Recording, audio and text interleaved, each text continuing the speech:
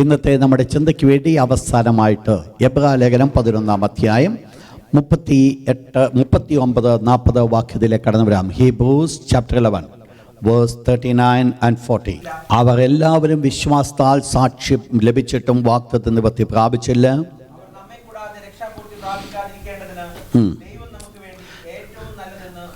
Praise God. ഏറ്റവും നല്ലൊന്ന് മുൻകരുതിയിരിക്കുന്ന ഒരു ചോദ്യത്തിലേക്ക് കടന്നു പോട്ടെ. എബ്രായ ലേഖനത്തിൽ പ്രധാനമായിട്ട് ഉപയോഗിച്ചിരിക്കുന്ന പ്രധാനപ്പെട്ട ഒരു വാക്യമുണ്ട്.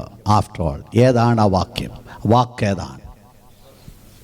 വിശ്വാസമാണോ? എബ്രായ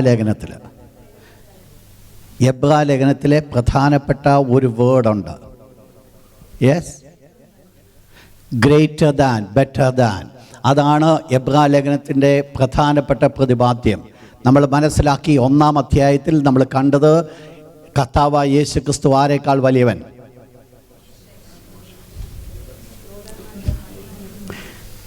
പഴയ നിയമ പ്രവാചകന്മാരെക്കാൾ വലിയവൻ. 2 നമ്മൾ കണ്ടു. 1-2 അധ്യായം 4 മുതലുള്ള വാക്യങ്ങൾ നമ്മൾ കാണുവാൻ ഇടയായിത്തീർന്നത് യേശു ദൂതന്മാരെക്കാൾ വലിയവൻ. 2-ാമത്തെ ഭാഗം ആരെക്കാൾ വലിയവൻ? 3-ാം അധ്യായത്തിലേക്ക് കടന്നു വരുമ്പോൾ യേശു മോശയേക്കാൾ വലിയവൻ. 4-ാം അധ്യായത്തിലേക്ക് കടന്നു വരുമ്പോൾ നിങ്ങളെ കൊണ്ട് ഞാൻ പറയിപ്പിക്കുന്നില്ല, യോശുവയേക്കാൾ വലിയവൻ, അബ്രഹാമിനേക്കാൾ വലിയവൻ. അവസാനമായിട്ട് മുൻപോട്ട് കടന്നു വന്ന് കൊണ്ട് അവസാനിപ്പിക്കുകയാണ് പഴയ നിയമത്തെക്കാൾ ഉന്നതനായിരിക്കുന്നവൻ. അപ്പോൾ ഇവിടെ നമ്മൾ കഴിഞ്ഞ ദിവസം നമ്മൾ ചിന്തിച്ചു വന്നത് എബ്രായ ലേഖനത്തിൻ്റെ 1-ാമത്തെ പാർട്ട് ബെറ്റർ ദാൻ എന്ന് പറയുമ്പോൾ 2-ാമത്തെ പാർട്ടിലേക്ക് നമ്മൾ കടന്നു വന്നു. അത് മറ്റൊന്നുമായിരുന്നില്ല, പ്രാക്ടിക്കലായിരിക്കുന്ന കാര്യമാണ്. ആദ്യം 1 മുതലുള്ള അധ്യായങ്ങൾ നമ്മൾ പഠിച്ചത് പ്രധാനമായിട്ട് 10 വരെയുള്ള ചാപ്റ്റേഴ്സ് നമ്മളെ പഠിപ്പിച്ചത് അതിൻ്റെതായിരിക്കുന്ന ഡോക്ട്രിനൽ വശമായിരിക്കുമ്പോൾ 11 മുതലുള്ള അധ്യായങ്ങൾ നമ്മളെ പഠിപ്പിക്കുന്നത് അതിൻ്റെ പ്രാക്ടിക്കൽ സൈഡാണ്. 10 വരെയുള്ള അധ്യായങ്ങളിൽ ഡോക്ട്രിൻ എന്ന് പറഞ്ഞിരിക്കുന്നുവോ 11 മുതലുള്ള അധ്യായങ്ങളിൽ അത് പ്രാക്ടിക്കലായിട്ട് വെളിപ്പെടുത്തുന്നതാണോ നമ്മൾ ചിന്തിച്ചു വരുന്നത്. 11-ാം അധ്യായത്തിലേക്ക് തുടങ്ങുവാനുള്ള കാരണം തന്നെ എബ്രായ ലേഖനത്തിൻ്റെ 3 മുന്നറിയിപ്പിൽ അവസാനത്തെ മുന്നറിയിപ്പായിരിക്കുന്ന പ്രതികൂലങ്ങൾ വിശ്വാസികളുടെ ജീവിതത്തിൽ കടന്നു വരുമ്പോൾ പിന്നോട്ട് പോകുവാൻ ചാൻസ് ഉള്ളതുകൊണ്ട് നിങ്ങൾ മടുത്തു പോകരുത്. അതാണ് 10-ാം അധ്യായം അവസാനിപ്പിക്കുന്നത്. മഹാപ്രതിഫലമുള്ള നിങ്ങളുടെ ധൈര്യം നഷ്ടപ്പെടുത്തി കളയരുത്. എന്നിട്ട് പറയുന്നു, എൻ്റെ നീതിമാൻ വിശ്വാസത്താൽ ജീവിക്കും, പിന്മാറുന്നുവെങ്കിൽ എൻ്റെ ഉള്ളത്തിനോ പ്രസാദമില്ലേ.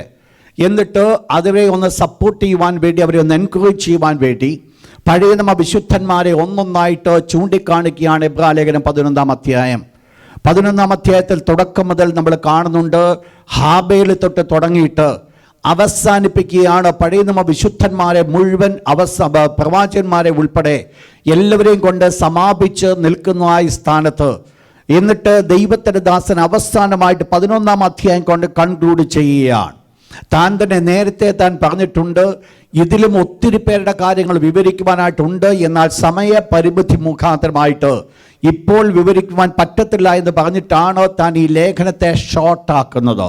വളരെ വിശദമായിട്ട് കടന്നുപോയതാണ് വിശ്വാസത്തെക്കുറിച്ച് പറഞ്ഞിട്ട് വളരെ ഷോർട്ടായിട്ട് അവസാനമായിട്ട് കൊണ്ട് അവസാനിപ്പിച്ചിട്ട് 39-40 വാക്യത്തിലേക്ക് കടന്നു വരുമ്പോൾ നമ്മൾ കാണുന്നത് അവർ എല്ലാവരും വായിക്കുന്ന ഭാഗം ഇപ്രകാരമാണ്. 11-ാം അധ്യായത്തിൻ്റെ 39, അവരെല്ലാവരും വിശ്വാസത്താൽ സാക്ഷ്യം ലഭിച്ചിട്ടും വാഗ്ദത്ത നിവൃത്തി പ്രാപിച്ചില്ലേ.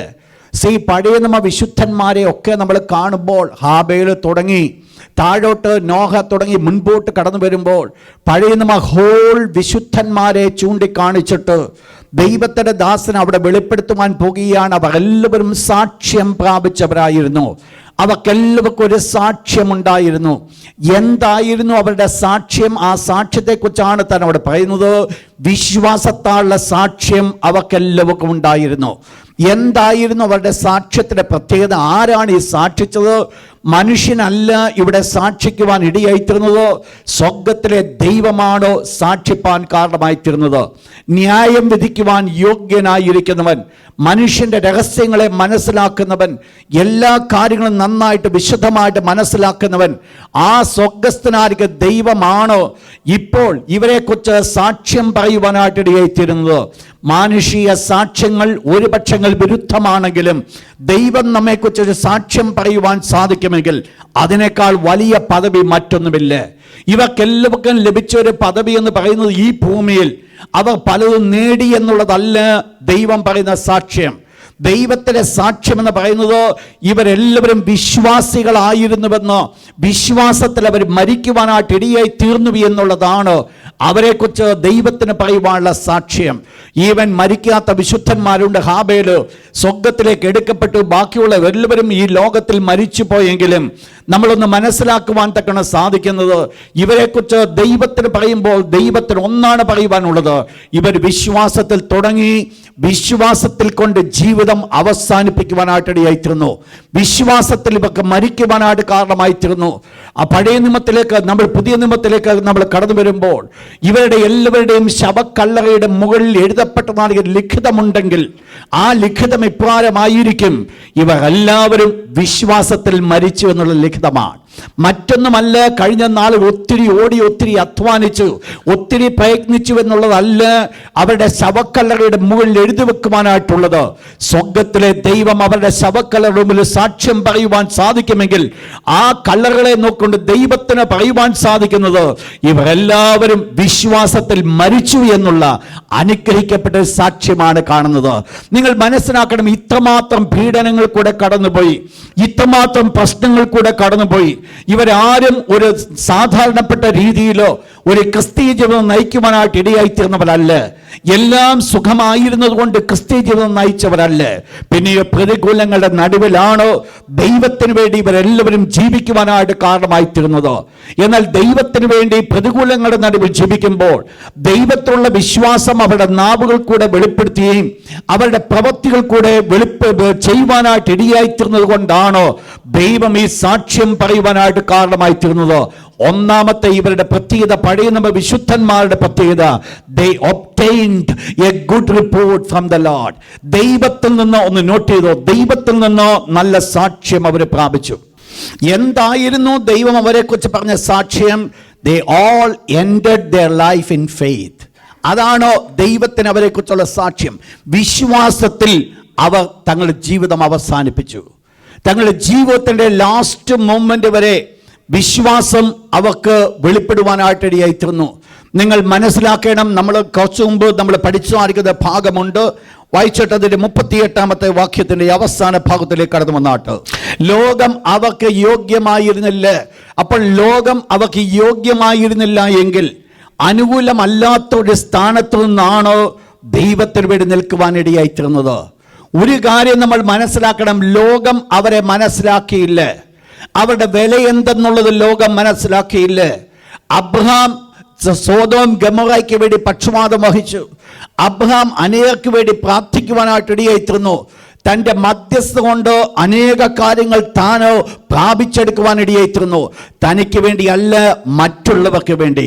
എന്നാൽ അബ്രഹാമിൻ്റെ വില എന്തെന്നുള്ളത് അവർക്കാർക്കും മനസ്സിലായില്ല. അവർക്ക് മനസ്സിലാക്കുവാൻ സാധ്യമായിരുന്നില്ല. അവർ വാസ്തവത്തിൽ അബ്രഹാം വിലയുള്ളവനായിരുന്നു, നോഹ വിലയുള്ളവനായിരുന്നു. എന്നാൽ അവരുടെ വില എന്തെന്നുള്ളത് മനസ്സിലാക്കുവാൻ അവർക്ക് ലോകത്തിന് സാധ്യമാകാതെ ലോകം അവരെ കൊല്ലുവാനായിട്ടിടയായിത്തീർന്നു. ദൈവമക്കളെ മനസ്സിലാക്കണം, ലോകം ദൈവമക്കളുടെ വില മനസ്സിലാക്കുന്നില്ല. ഇന്ന് ഈ ഭൂമി ഇത്രമാത്രം അനുഗ്രഹിക്കപ്പെടുവാനുള്ള ഒരു കാരണം ഇന്ന് പരിശുദ്ധാത്മാവ് ഈ ഭൂമിയിൽ ഉള്ളതാണ്. പരിശുദ്ധാത്മാവ് ഈ ഭൂമിയിൽ ഉണ്ടാകുവാനുള്ള കാരണമെന്ന് പറയുന്നത് യേശുവിൻ്റെ രക്തം കൊണ്ട് വിലയ്ക്ക് വാങ്ങപ്പെട്ട വിശുദ്ധന്മാർ ഇന്ന് ഭൂമിയിൽ ഉള്ളതാ. അതാണ് ഇന്ന് ഈ ഭൂമിയുടെ അനുഗ്രഹം എന്ന് പറയുന്നത്. നാം ആയിരിക്കുന്ന സ്ഥലത്തിൻ്റെ അനുഗ്രഹം എന്ന് പറയുന്നത് അതാണ്.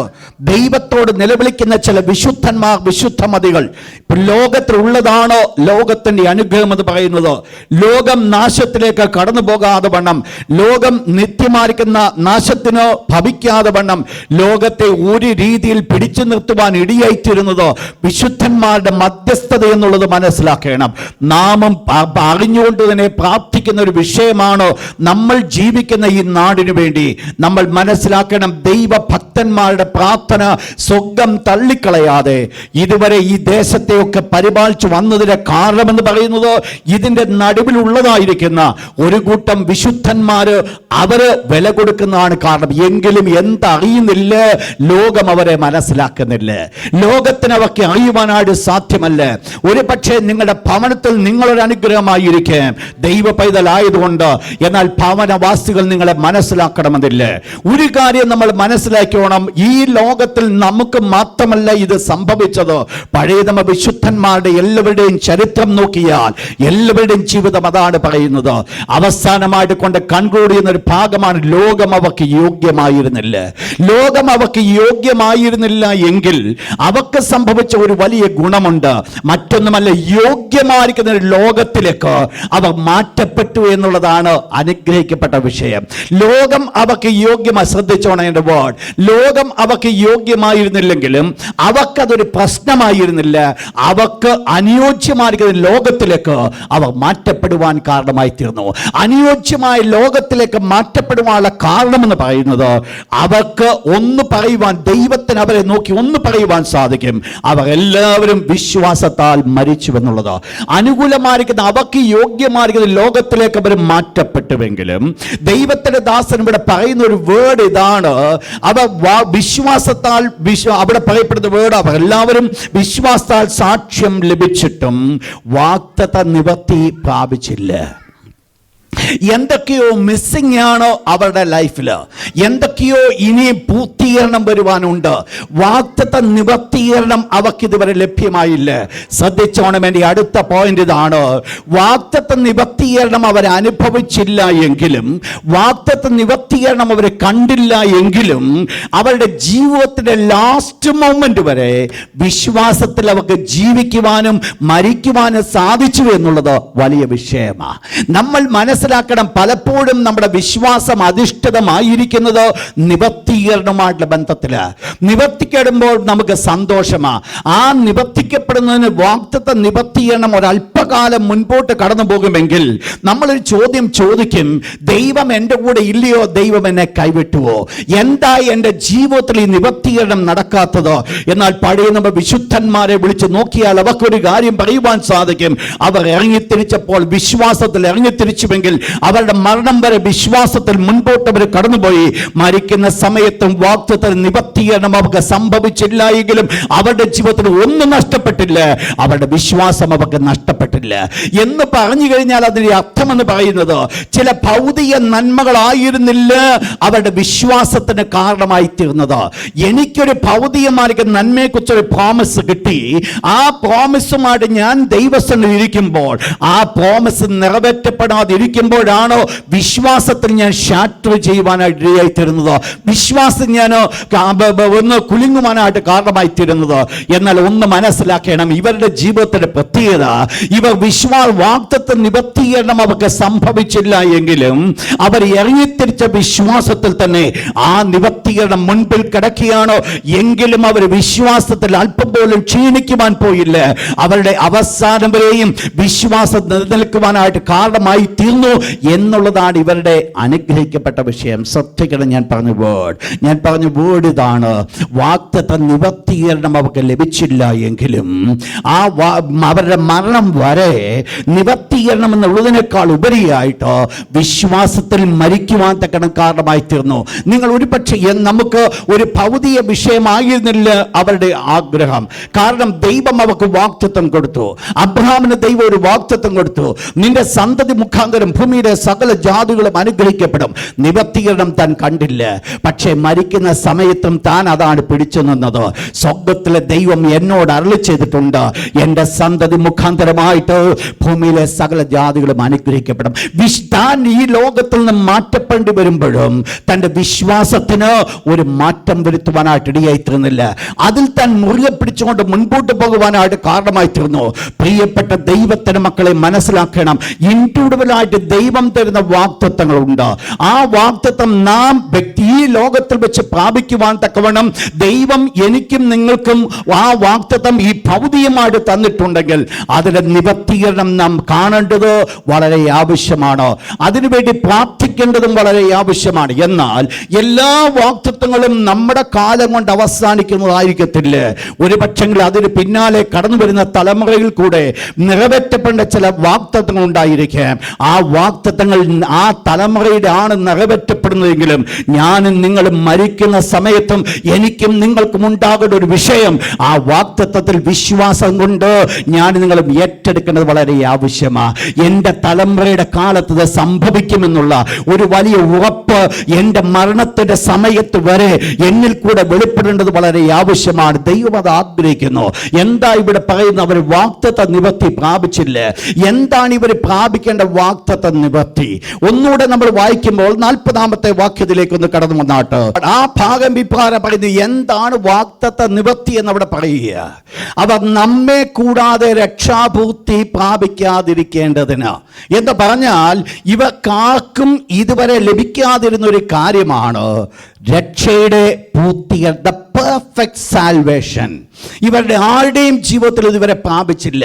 അപ്പോൾ വാഗ്ദത്ത നിവർത്തി എന്ന് പറയുന്നത് ചില ഭൗതിക നന്മകളല്ല. പിന്നെ വാഗ്ദത്ത നിവർത്തി എന്ന് പറയുന്നത് പെർഫെക്റ്റ് സാൽവേഷൻ, രക്ഷയുടെ പൂർണ്ണത. എന്താണ് ഈ രക്ഷയുടെ പൂർണ്ണത എന്ന് പറയുന്നത്? നിങ്ങൾക്കറിയാം, രക്ഷ പ്രധാനമായിട്ട് നമ്മൾ പഠിക്കുമ്പോൾ 3 കാലങ്ങളിൽ രക്ഷയെ നമുക്ക് കാണുവാൻ സാധിക്കും. ഒന്ന്, സേവ്ഡ്, നാം രക്ഷിക്കപ്പെട്ടു. നമ്മൾ രക്ഷപ്പെട്ടു എന്ന് നമ്മൾ പറയുമ്പോൾ പ്രധാനമായിട്ട് ദൈവവചനം രക്ഷയെ ചൂണ്ടിക്കാണിച്ചിരിക്കുന്നത് പാപവുമായിരിക്കുന്ന ബന്ധത്തിലാണ്, ഇൻ റിലേഷൻ ടു സിൻ. രക്ഷ എന്നുള്ള വേർഡ് നമ്മൾ യൂസ് ചെയ്യുമ്പോൾ പ്രധാനമായിട്ട് വളരെ മോസ്റ്റ് ഇമ്പോർട്ടൻ്റ് ആയിട്ട് ആ വേർഡ് ബിബ്ലിക്കലി യൂസ് ചെയ്തിരിക്കുന്നത് ഇൻ റിലേഷൻ ടു സിൻ. അങ്ങനെയെങ്കിൽ രക്ഷിക്കപ്പെട്ടു എന്ന് പറയുമ്പോൾ എന്താണോ അവിടെ സംഭവിക്കുന്നത്, അത് രക്ഷിക്കപ്പെട്ടു എന്ന് പറയുമ്പോൾ അത് പെനാൽറ്റി ഓഫ് സിൻ. നോട്ട് ചെയ്താട്ടെ, പെനാൽറ്റി ഓഫ് സിൻ. ഏതിൽ നിന്നാണ് രക്ഷപ്പെട്ടത്? ദൈവത്തിന്റെ വചനം പറയുന്നു എല്ലാവരും പാപം ചെയ്തു, പാപത്തിന്റെ ശമ്പളം മരണമാണ്. അപ്പോൾ എന്തായിരുന്നു ഈ പാപത്തിൽ നിന്ന് രക്ഷപ്പെടുക എന്ന് പറയുമ്പോൾ അതിൻ്റെ ഒരു പെനാൽറ്റി. ഞാൻ പാപം ചെയ്തപ്പോൾ ഓൾറെഡി എൻ്റെ പാപത്തിനോ ഞാനൊരു പെനാൽറ്റി ചെയ്യേണ്ടത് ആവശ്യമായിരുന്നു. അതിനൊരു ശിക്ഷാവിധി എനിക്കുണ്ട്, അതിനൊരു പെനാൽറ്റി ഉണ്ട്.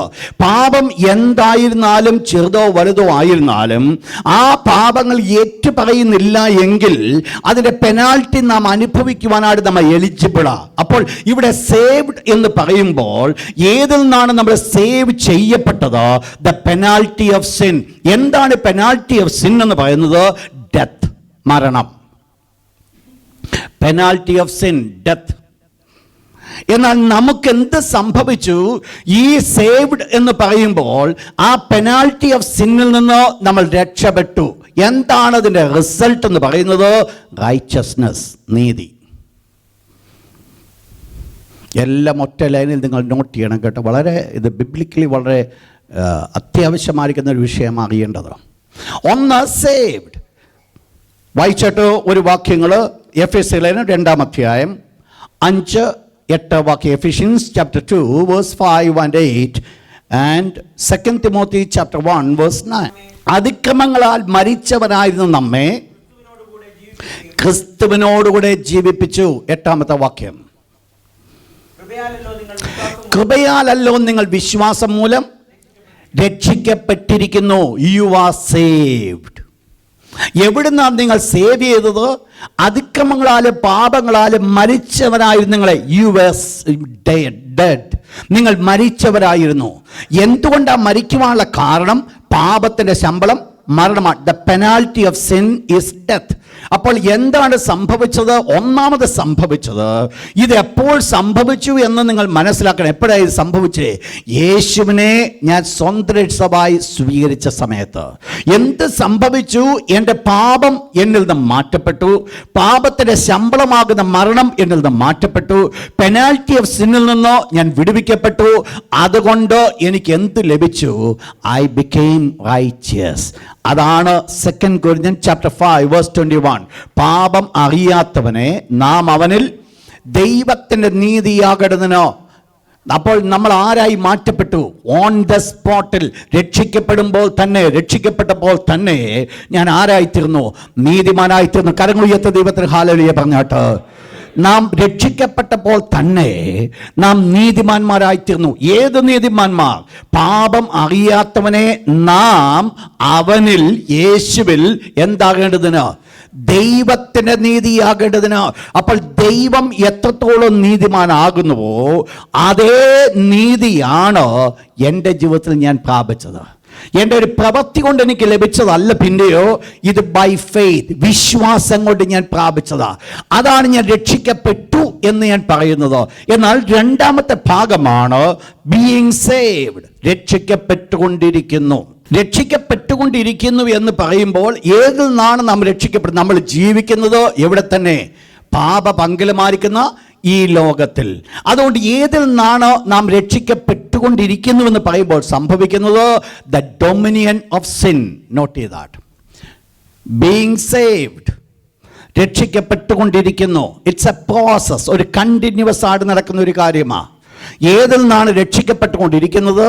ദ ഡൊമിനിയൻ ഓഫ് സിൻ, പാപത്തിൻ്റെ അധികാരത്തിൽ നിന്ന്. അപ്പോൾ കഴിഞ്ഞ നാളുകൾ പാപം നമ്മുടെ മേൽ അധികാരം നടത്തിക്കൊണ്ട് നമ്മൾ പാപത്തിന് അനുഷ്ഠിതമായിട്ട് മുൻപോട്ട് കടന്നുപോയി, പാപം ചെയ്ത് ജീവിച്ചു. എന്നാൽ നാം ദൈവമക്കളായി കഴിഞ്ഞപ്പോൾ നമുക്ക് എന്ത് ലഭിച്ചു? പാപത്തിൻ്റെ അധീനതയിൽ നിന്ന് ദൈവം നമ്മെ വിടുവിച്ചു.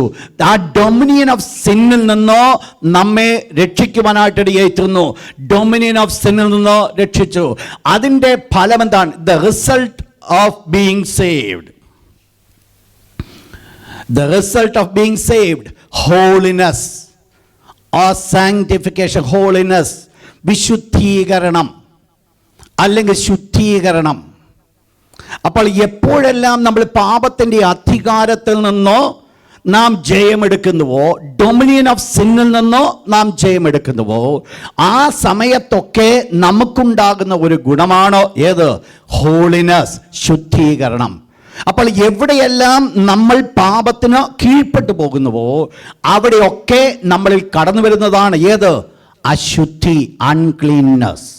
അപ്പോൾ നമ്മൾ ആ ഡൊമിനിയൻ ഓഫ് സിന്നിൽ നിന്ന്, ഇതാരെക്കുറിച്ച് പറയുന്നത്? ലോകമക്കളെ കുറിച്ചല്ല ഞാൻ പറഞ്ഞു വരുന്നത്.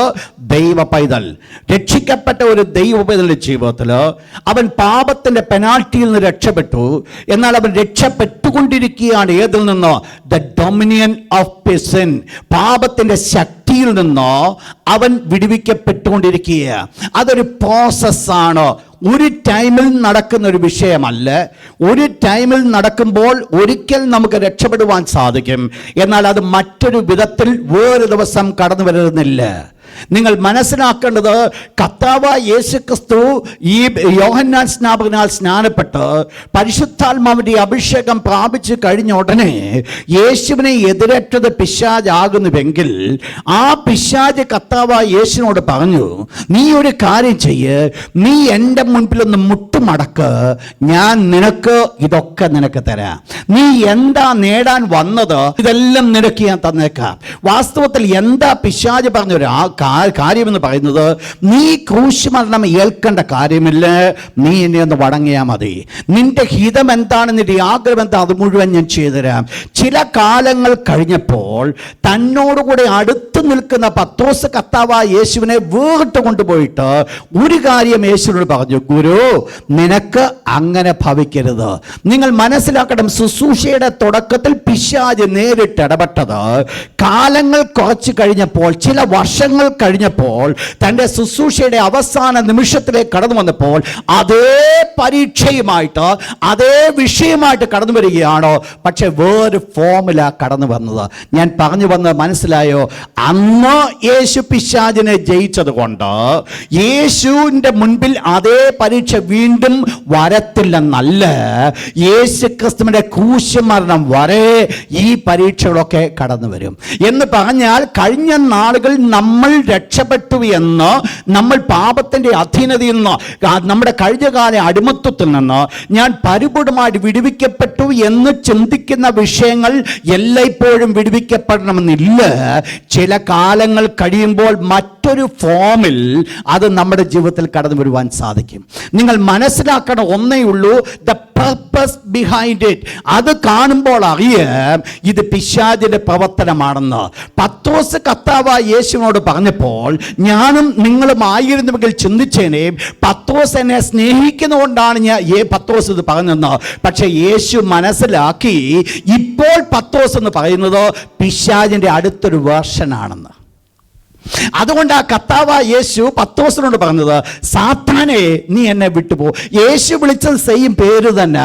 അന്ന് മറ്റേ പള്ളിയെ വിളിച്ചത് തന്നെ യേശു ഇവിടെയും വിളിച്ചു.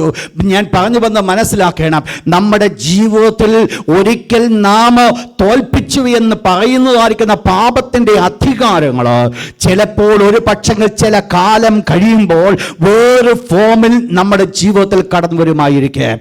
എന്നാൽ ദൈവമക്കളെ ശ്രദ്ധിക്കേണ്ട ഒരു വിഷയമാണ്, അന്ന് ഞാൻ ജയമെടുത്തതാകുന്നുവെങ്കിൽ ഇന്ന് അത് മറ്റൊരു ഫോമിൽ കടന്നു വരുമ്പോൾ ഇതിൻ്റെ ആഫ്റ്റർ എൻഡ് റിസൾട്ട് എന്ന് പറയുന്നത് എൻ്റെ ക്രൂശ് അവോയ്ഡ് ചെയ്യുവാനാകുന്നുവെങ്കിൽ അന്നത്തെ പിശാചിന്റെ വേറെ രൂപമാണ് ഇന്ന് എന്നോട് അടുത്ത് നിൽക്കുന്ന എൻ്റെ അടുത്ത കൂട്ടുകാരെന്നുള്ളത് മനസ്സിലാക്കുന്നില്ല എങ്കിൽ അന്ന് രക്ഷപ്പെട്ടെങ്കിൽ ഇന്ന് വീണു പോകാൻ ചാൻസ് ഉണ്ട്. മനസ്സിലാവുന്ന ഞാൻ പറഞ്ഞു വന്നേ. സംഭവം സെയിമാണ്, ഒന്ന് തന്നെയാണ് വിഷയങ്ങൾ. എന്നാൽ എന്ത് സംഭവിക്കുന്നു ആഫ്റ്റർ ഓൾ നമ്മൾ മനസ്സിലാക്കേണ്ടത്, ഒരു വിഷയം എൻ്റെ മുൻപിൽ കടന്നു വരുമ്പോൾ what is the result of it എന്നൊന്ന് ചിന്തിക്കാമെങ്കിൽ നമുക്ക് മനസ്സിലാക്കാൻ പറ്റും നമ്മൾ ആയിരിക്കുന്നത് പിശാചിന്റെ കണിയിലാണോ അല്ലയോ എന്നുള്ളത്. ഇതിന് ശേഷമുള്ള റിസൾട്ട് എന്താണ്, എന്തിലേക്കാണോ ഇതെന്നെ നയിക്കുന്നത്, ഇതെന്നെ തെറ്റിലേക്കാണ് നയിക്കുന്നത് എങ്കിൽ ഇതിൻ്റെ അനന്തര എഫക്റ്റ് എന്ന് പറയുന്നത് എന്നെ കൊണ്ട് പാപം ചെയ്യിക്കുകയാണെങ്കിൽ അഥവാ ദൈവത്തിന്റെ ഇഷ്ടം എന്നിൽ കൂടെ നിറവേറ്റപ്പെടാതിരിക്കുകയാണെങ്കിൽ അത് കൊണ്ടുവരുന്നത് ആര് തന്നെയാ? ദുഷ്ടപിശാച്. അപ്പൊ നമുക്ക് എന്ത് വേണം? ഞാൻ പറഞ്ഞു വന്ന വാക്കിതാണ്, ഈ ഡൊമിനിയൻ ഓഫ് സിൻ ഈ ലോകത്തിൽ നമ്മൾ രക്ഷിക്കപ്പെട്ട സമയം മുതൽ കർത്താവായ യേശു ക്രിസ്തുവിന്റെ മധ്യകാല വരവ് വരെ, അല്ലെങ്കിൽ ഈ ലോകത്തിൽ നാം മാറ്റപ്പെടുന്ന സമയം വരെ നമ്മുടെ തൊട്ടു പിന്നാലെ വരുന്ന ഒരു കാര്യമാണ് ഈ ഡൊമിനിയൻ ഓഫ് സിൻ. പക്ഷെ നമുക്ക് എന്തു വേണം? ഈ പാപത്തിന്റെ ശക്തിയെ നമുക്ക് ജയിക്കണം. നിങ്ങൾക്കറിയാം, രണ്ട് കാര്യങ്ങൾ കൊണ്ട് മാത്രമേ ജയിക്കുവാനായിട്ട് സാധിക്കുകയുള്ളൂ. ഒന്ന്, എൻ്റെ പഴയ മനുഷ്യൻ അവനോടുകൂടെ ക്രൂശിക്കപ്പെട്ടിരിക്കുന്നു. ഇനി ജീവിക്കുന്ന ഞാനല്ല, ക്രിസ്തുവത്രേ എന്നിൽ ജീവിക്കുന്നു. അപ്പോൾ എൻ്റെ പഴയ മനുഷ്യൻ യേശുവിനോടുകൂടെ ക്രൂശിക്കപ്പെട്ടു എന്നുള്ള ഒന്നാമത്തെ സത്യവും, രണ്ടാമത്തെ സത്യം എന്ന് പറയുന്നത് ജഡത്തിൻ്റെ ബലഹീനത നിമിത്തം ന്യായപ്രമാണത്തിന് കഴിയാഞ്ഞതിനെ സാധിപ്പിപ്പാൻ എന്ത് തന്നു? ദൈവം തൻ്റെ പരിശുദ്ധാത്മാവിൻ്റെ ശക്തിയെ നമ്മുടെ മേൽ തന്നു. അപ്പോൾ ഒന്ന്, ഞാൻ മനസ്സിലാക്കുക എൻ്റെ പഴയ മനുഷ്യൻ മരിച്ചുവെന്നുള്ളത്. രണ്ട്, ദൈവശക്തി. ഈ രണ്ട് കാര്യങ്ങൾ കൊണ്ട് മാത്രമേ പാപത്തിന്റെ ശക്തിയെ നിങ്ങൾക്ക് ജയിക്കുവാനായിട്ട് സാധിക്കും. ഇതാണ് ദൈവം നമ്മൾ കൂടെ എക്സ്പെക്ട് ചെയ്യുന്നത്. മൂന്നാമത്തെ വിഷയമാണ്, ഇതിപ്പോൾ നമ്മുടെ ജീവിതത്തിൽ കൂടെ നടന്നുകൊണ്ടിരിക്കുന്ന വിഷയമാണ്. ഞാൻ നിങ്ങൾ ഒരു ദിവസം പലപ്പോഴും പല പരീക്ഷകൾ കടന്നു വരുമ്പോഴും പലപ്പോഴും നമ്മൾ ജയിക്കുന്നതുകൊണ്ട് ചിലത്തിലൊക്കെ തോക്കുന്നുണ്ട്. എന്നാൽ ജയിക്കുന്ന സമയത്തൊക്കെ നമ്മൾ ദൈവത്തിന് നന്ദി പറയാറുണ്ട്. അതിന്റെ കാരണമെന്ന് പറയുന്നത് നാം എന്ത് ചെയ്തുകൊണ്ടിരിക്കുന്നു? Being saved. നാം രക്ഷിക്കപ്പെട്ടുകൊണ്ടേയിരിക്കുന്നു. അതുകൊണ്ട് എന്ത് സംഭവിക്കുന്നു, അതിന്റെ ഫലം എന്താണോ നിങ്ങൾ മനസ്സിലാക്കണം. അതിന്റെ ഫലം എന്ന് പറയുന്നത് ഹോളിനെസ്, ശുദ്ധീകരണം. മൂന്നാമത്തെ വിഷയമാണ് വിൽ ബി സേവ്ഡ്. നാം രക്ഷിക്കപ്പെടും. ഏതിൽ നിന്നാണ് നാം രക്ഷപ്പെടുവാൻ പോകുന്നത്? രക്ഷപ്പെടേണ്ടത് from the presence of sin. Note ചെയ്ത് that. The presence of sin. പാപത്തിൻ്റെ സാന്നിധ്യത്തിൽ നിന്ന് നാം രക്ഷപ്പെടും. അപ്പോൾ പാപത്തിൻ്റെ സാന്നിധ്യം ഈ ലോകം മുഴുവൻ എവിടെ കിടക്കുന്നു? പാപത്തിന് കീഴിൽ കിടക്കുന്നു. പ്രധാനമായിട്ട് 3 ശത്രുക്കൾ. ഏതൊക്കെയാണ് ശത്രുക്കൾ? ലോകം, മനുഷ്യനിൽ 3 ലോകത്തിൻ്റെ 3 പാപങ്ങൾ. ഏതൊക്കെ? ജഡമോഹം, കൺമോഹം, ജീവനത്തിൻ്റെ പ്രതാപം. അപ്പോൾ ലോകം, ജഡം, പിന്നീട് പിശാച്. ഇത് 3 ദൈവമക്കൾക്ക് ശത്രുവായി നിൽക്കുമ്പോൾ ഇതാണ് പാപം നമ്മുടെ ജീവിതത്തിലേക്ക് കൊണ്ടുപോകാൻ കാരണമെങ്കിൽ ഈ 3 ശക്തികളെയും പരിപൂർണമായി മാറ്റണം. ഒന്ന്, നിങ്ങൾ മനസ്സിലാക്കണം, വിൽ ബി സേവ്ഡ് എന്ന് പറഞ്ഞപ്പോൾ നിങ്ങൾ ആദ്യത്തെ ഭാഗത്ത് നോട്ട് ചെയ്യുക. സേവ്ഡ്, നാം രക്ഷപ്പെട്ടു എന്ന് പറഞ്ഞപ്പോൾ എനിക്കും നിങ്ങൾക്ക് സംഭവിച്ചത് we came out from the hands of evil. ദുഷ്ടന്റെ കയ്യിൽ നിന്ന്, പിശാചിന്റെ കയ്യിൽ നിന്ന് വിടുവിക്കപ്പെട്ടു. ഇവിടെ വിൽ ബി സേവ്ഡ് എന്നുള്ള വാക്ക് നമ്മൾ കാണുമ്പോൾ പാപത്തിന്റെ അവസ്ഥയിൽ, സാന്നിധ്യത്തിൽ നിന്ന് നാം വിടുവിക്കപ്പെടുക. അങ്ങനെയെങ്കിൽ ലോകം, ജഡം, പിശാച്, ഇതാണ് 3 ശത്രുക്കളെങ്കിൽ ഇതിൻ്റെ 3ൻ്റെയും അവസ്ഥയിൽ നിന്ന്, സാന്നിധ്യത്തിൽ ഞാൻ മാറ്റപ്പെടുമ്പോഴാണ് ദ പ്രസൻസ് ഓഫ് സിന്നിൽ ഞാൻ രക്ഷപ്പെടുന്നത്. സത്യമാണ് ഞാൻ പറഞ്ഞത്. ഞാൻ പറഞ്ഞു വന്നത് പാപമായിരിക്കുന്ന ബന്ധത്തിൽ പാപത്തിൻ്റെ പ്രസൻസ് ഞാൻ അനുഭവിക്കുവാനുള്ള കാരണം ദൈവത്തിൻ്റെ ശത്രുക്കളായിരിക്കുന്ന ജഡം, ലോകം, പിശാച്. ഇതിൽ നമ്മൾ മനസ്സിലാക്കേണ്ടത്, പിശാച് ഓൾറെഡി നമ്മൾ ജയിച്ചു. ഇന്ന് നമ്മൾ ജഡത്തെ ജയിച്ചുകൊണ്ടിരിക്കുകയാണ്. പക്ഷെങ്കിൽ നമ്മൾ ആയിരിക്കുന്ന ഇവിടെ തന്നെ ഏതെല്ലാം ഉണ്ട്? ദ പ്രസൻസ് ഓഫ് സിൻ ഉണ്ട്. അപ്പോൾ എന്തു വേണം ഇവിടെ സംഭവിക്കേണ്ടത്? പിശാചിൻ്റെ പ്രസൻസിൽ നിന്ന് കംപ്ലീറ്റ്ലി നാം വിടുവിക്കപ്പെടണം. ലോകത്തിൻ്റെ പ്രസൻസിൽ നിന്ന് കംപ്ലീറ്റ്ലി വിടുവിക്കപ്പെടണം. ജഡത്തിൻ്റെ പ്രസൻസിൽ നിന്നും കംപ്ലീറ്റ്ലി വിടുവിക്കപ്പെടണം. ഇത് 3 സംഭവിക്കുന്ന ഒരു സമയമാണ് ആത്മരക്ഷിതാവായ യേശുക്രിസ്തുവിൻ്റെ മധ്യാകാശ വരവെങ്കിൽ. എന്താ അവിടെ സംഭവിക്കുന്നത്? ദൈവമക്കൾ ഈ ലോകത്തിൽ നിന്ന് മാറ്റപ്പെടുന്നു. എങ്ങോട്ട് പോകുന്നവര്? അവര് സ്വർഗത്തിലേക്ക് പോകുന്നു. അപ്പോൾ സ്വർഗത്തിലേക്ക് ദൈവമക്കൾ പോകുമ്പോൾ ഏതിൽ നിന്നെല്ലാം വിടുവിക്കപ്പെട്ടു? ലോകത്തിൽ നിന്ന് അവർ മാറ്റപ്പെട്ടു. പിശാചിന്റെ അധീനതയിൽ നിന്ന്, പ്രസൻസിൽ നിന്ന് മാറ്റപ്പെട്ടു. പിന്നീട് സ്വർഗത്തിലേക്ക് പോകുമ്പോൾ സംഭവിക്കുന്ന ഒരു വിഷയമുണ്ട്. നമ്മുടെ ഈ ശരീരത്തിനൂടെ എന്ത് സംഭവിക്കുന്നു? ഒരു മാറ്റം സംഭവിക്കുന്നു. ദ്രവത്വമുള്ള ശരീരം അദ്രവത്വത്തെ ധരിക്കുന്നു. മധ്യമായ ശരീരം അമധ്യത്വത്തെ ധരിക്കുന്നു. അങ്ങനെയെങ്കിൽ എന്ത് സംഭവിക്കുന്നു? ഈ ശരീരത്തിനും കഴിഞ്ഞ നാളുകൾ പാപം അടുത്തു വരുവാൻ ഇടിയായിത്തീരുന്ന ഈ ശരീരത്തിന് ഒരു രൂപാന്തരം സംഭവിക്കുന്നു.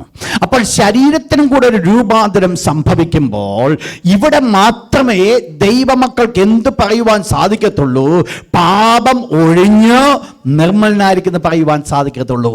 അതുവരെ അവരോടുകൂടെ പാപമുണ്ട്. അവര് പാപം ചെയ്യുവാനായിട്ട് സാധിക്കും. ഇന്ന് വിശുദ്ധ ജീവിതം നയിച്ചാലും നാളെ ഒരു പക്ഷെങ്കിൽ വീഴണമെന്നില്ല, വീഴാനായിട്ട് സാധിക്കും. നമ്മൾ ജഡത്തിൽ നിൽക്കുന്നത് കൊണ്ട് വീഴാൻ ഒത്തിരി ചാൻസസ് ഉണ്ട്.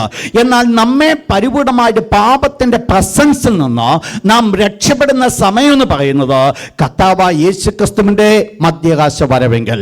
യേശുക്രിസ്തുവിന്റെ മധ്യാകാശ വരവെങ്കിൽ എന്ത് സംഭവിക്കുന്നു? നമ്മുടെ ഈ ദ്രവത്വമുള്ള ശരീരം അദ്രവത്വമുള്ള ശരീരത്തോട് അനുരൂപമായി രൂപാന്തരപ്പെടുന്നു. അപ്പോൾ രൂപാന്തരപ്പെട്ട് സ്വർഗത്തിലേക്ക് നാം എടുക്കപ്പെടുന്നത് കൊണ്ട് നമ്മൾ എന്നേക്കുമായിട്ട് നമ്മൾക്ക് എന്ത് സംഭവിക്കുന്നു? പ്രസൻസ് ഓഫ് സിന്നിൽ നിന്ന് നമ്മൾ രക്ഷപ്പെടുന്നു. പ്രസൻസ് ഓഫ് സിന്നിൽ നിന്ന് രക്ഷപ്പെട്ടാൽ അതിൻ്റെ ഗുണം എന്ന് പറയുന്നത്, അതിൻ്റെ റിസൾട്ട് എന്ന് പറയുന്നത്, നോട്ട് ദാറ്റ് ഗ്ലോറിഫിക്കേഷൻ, മഹത്വീകരണം. പ്രസൻസ് ഓഫ് സിന്നിൽ നിന്ന് ഞാൻ കംപ്ലീറ്റ്ലി വിടുവിക്കപ്പെടുമ്പോൾ എൻ്റെ ജഡത്തിൽ രൂപാന്തരം സംഭവിച്ചു. അതെന്ന് പറയുന്നത് എന്തിലേക്കാണ് സംഭവിക്കുന്നേ? നമ്മുടെ താഴ്ചയുള്ള ശരീരത്തെ അവൻ്റെ മഹത്വമുള്ള ശരീരത്തോട് അനുരൂപമായി രൂപാന്തരം. അവിടെ സംഭവിക്കുന്നത് മഹത്വീകരണം. ശ്രദ്ധിക്കുക, ഞാൻ ഒരിക്കൽ കൂടെ പറയാം. സേവ്ഡ്, അതിൻ്റെ ഫലം അത് എന്ന് സേവ്ഡ് എന്ന് പറയുന്നത് ഏതെന്ന് രക്ഷപ്പെട്ടു? Penalty of sin. അതിൻ്റെ ഫലമെന്ന് പറയുന്നത് നീതീകരണം, റൈച്ചസ്നെസ്. 2 ബീയിങ് സേവ്ഡ്, അതിൻ്റെ അർത്ഥം, അതിൻ്റെ ഫലമെന്ന് പറയുന്നത് ഡൊമിനിയൻ ഓഫ് സിന്നിൽ നിന്നോ ഞാൻ രക്ഷപ്പെട്ടു. അതിൻ്റെ ബെനിഫിറ്റ് എന്ന് പറയുന്നത് ഹോളിനെസ്, ശുദ്ധീകരണം. 3ാമത് ഞാൻ പറഞ്ഞു വന്നത് വിൽ ബി സേവ്ഡ്, നാം രക്ഷപ്പെടും. ആ രക്ഷപ്പെടുമെന്ന് പറയുന്നത് ദ പ്രസൻസ് ഓഫ് സിന്നിൽ നിന്ന് രക്ഷപ്പെടും. അതിൻ്റെ അനന്തര ഫലമെന്ന് പറയുന്നത് ഗ്ലോറിഫിക്കേഷൻ, മഹത്വീകരണം. കരങ്ങൾ ഉയർത്തി ഒരിക്കൽ കൂടെ ദൈവത്തിന് നന്ദി പറഞ്ഞു കേട്ടോ. അങ്ങനെയെങ്കിൽ നമ്മൾ മനസ്സിലാക്കണം, ഇവിടെ ഈ ദൈവദാസന്മാരെ കുറിച്ച് പറയുന്ന വേർഡ് ഇതാണ്. എന്താ അവിടെ പറഞ്ഞു? അവർ നമ്മെ കൂടാതെ രക്ഷാപൂർത്തി പ്രാപിക്കാതിരിക്കേണ്ടതിനാണ്. അപ്പോൾ ഇവിടെ ആദ്യം പറഞ്ഞ വിഷയം, അവർ വിശ്വാസത്താൽ വാഗ്ദത്തം പ്രാപിച്ചു എങ്കിലും അതിൻ്റെ നിവർത്തീകരണത്തിലേക്ക് വന്നിട്ടില്ല. അപ്പോൾ നിവർത്തീകരണം എന്ന് പറയുന്നത് താഴത്തെ വാക്യം ഇപ്രകാരം പറയുണ്ടായി, അവിടെ നമ്മൾ വായിച്ച ഇപ്രകാരമാണ്, അവർ നമ്മെ കൂടാതെ രക്ഷാപൂർത്തീകരണം പ്രാപിക്കാതിരിക്കേണ്ടതിനോ.